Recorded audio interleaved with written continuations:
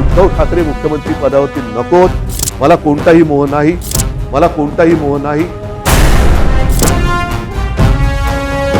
सरकारमधून महाविकास आघाडीतून शिवसेना बाहेर पडायला तयार आहे. 24 तासात परत येईल.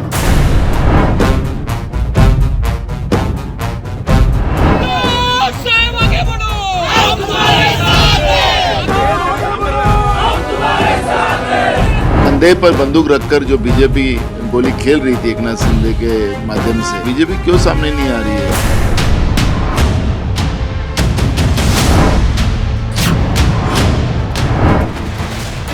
महाराष्ट्र की पावर बैटल में सबकी मिली भगत है, ये ट्वीट किया है एमएनएस के विधायक राजू पाटिल ने. और ये ट्वीट पाटिल ने क्यों किया, उसके पीछे की वजह भी जान लीजिए. सूत्रों के मुताबिक शरद पवार की पार्टी एनसीपी को शक है कि पार्टी में बगावत के पीछे शिवसेना के बड़े नेताओं का ही हाथ है. कांग्रेस और शिवसेना सीधे सीधे इसके पीछे बीजेपी पर आरोप लगा रही है. और महाराष्ट्र के दी ग्रेट पॉलिटिकल ड्रामे के सेंटर में है उद्धव ठाकरे, जो मुख्यमंत्री का सरकारी बंगला खाली कर सरेंडर का संकेत दे चुके हैं. लेकिन संजय राउत का एक बयान उस मिली भगत की ओर इशारा कर रहा है जिसका संदेह एनसीपी जता रही है. 20 या 25 तक जो विधायक हमारे साथ आ जाएंगे, कूद कर आ जाएंगे, कूद कर हम उनकी बात तो सुन लेंगे. अगर पार्टी में एक मत बनता है, उस बारे में जरूर हम निर्णय लेंगे. मैं उनके वरिष्ठ नेता उद्धव ठाकरे साहब जी को पूछूंगा कि ऐसा ऐसा स्टेटमेंट आया है, आप उसके आपके मन में दूसरा कुछ है क्या? मेरे ख्याल से वैसा कुछ नहीं होगा. संजय राउत महाविकास आघाड़ी गठबंधन से बाहर जाने की बात कर रहे हैं. तो क्या संजय राउत का ये बयान उस प्लान का हिस्सा है जिसकी शुरुआत एकनाथ शिंदे की बगावत से हुई थी? क्या बगावत का ड्रामा शिवसेना ने खुद ही रचा ताकि वो फिर से हिंदुत्व को धार दे सके? एकनाथ शिंदे के गुट में लगातार विधायकों के जुड़ने का सिलसिला जारी है. एक के बाद एक स्पेशल एयरक्राफ्ट के जरिए विधायकों को लाया जा रहा है. हालांकि इस खेमे का दावा है कि उन्होंने मैजिक नंबर टच कर लिया है, यानी कि 37 से ज्यादा शिवसेना के विधायक उनके पास हैं, जिसकी वजह से दल बदल कानून उन पर किसी पर भी लागू नहीं होगा.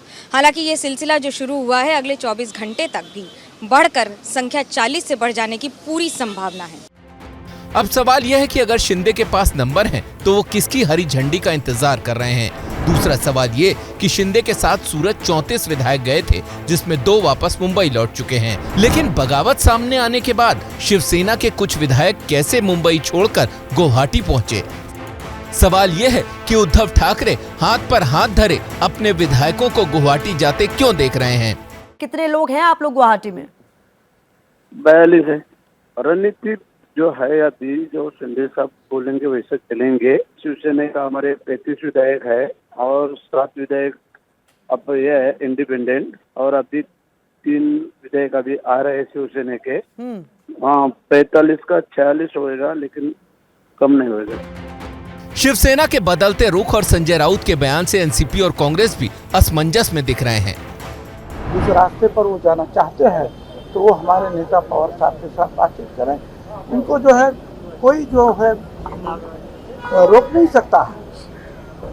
पार्टी जो है अपना रास्ता अपना सकता है. हमारा ये कहना है कि महाविकास आघाड़ी के साथ हम हैं और हम रहेंगे. अगर उनको किसी के साथ अलायंस करना है तो उसमें हमारी कोई जोर जबरदस्ती नहीं है. तो क्या ये सारी कवायद महाराष्ट्र में बैकडोर से शिवसेना बीजेपी सरकार बनाने की है? अगर ऐसा है तो इसमें किसका फायदा है, ये भी समझ लीजिए.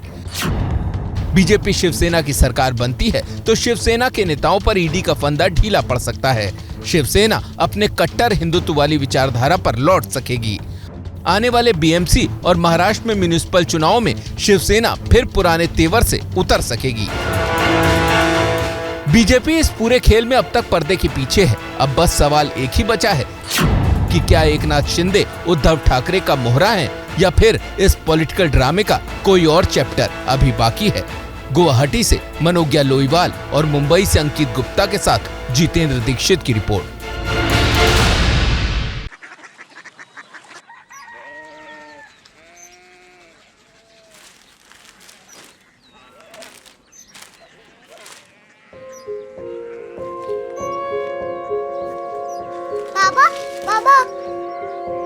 Korea city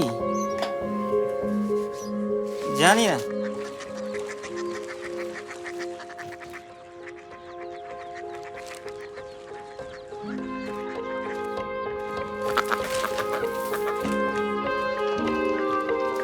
Korea city?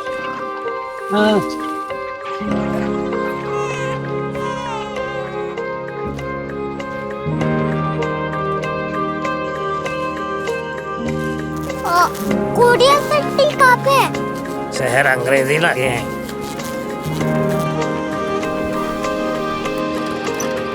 Korea city.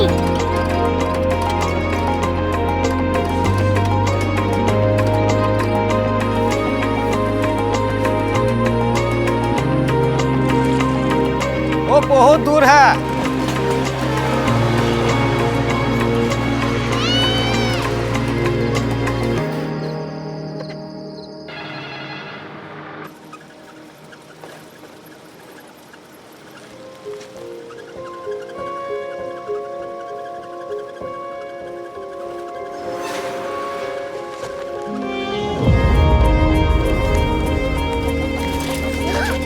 Korea city?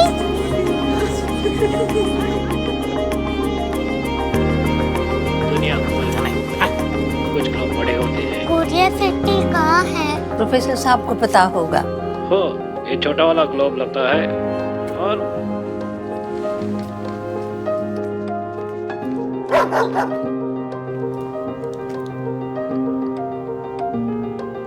पता नहीं, मेरी बेटी से जाके मिल लो, शायद उसे मालूम हो।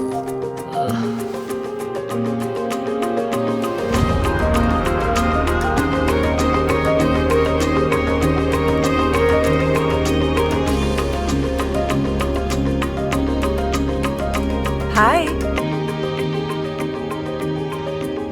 बाबा ने भेजा है। Come here.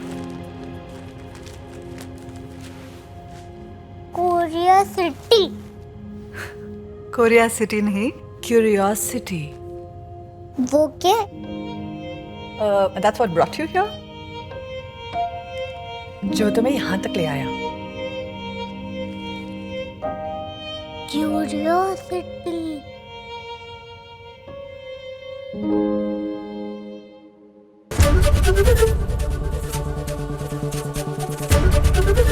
ABP न्यूज आपको रखे आगे।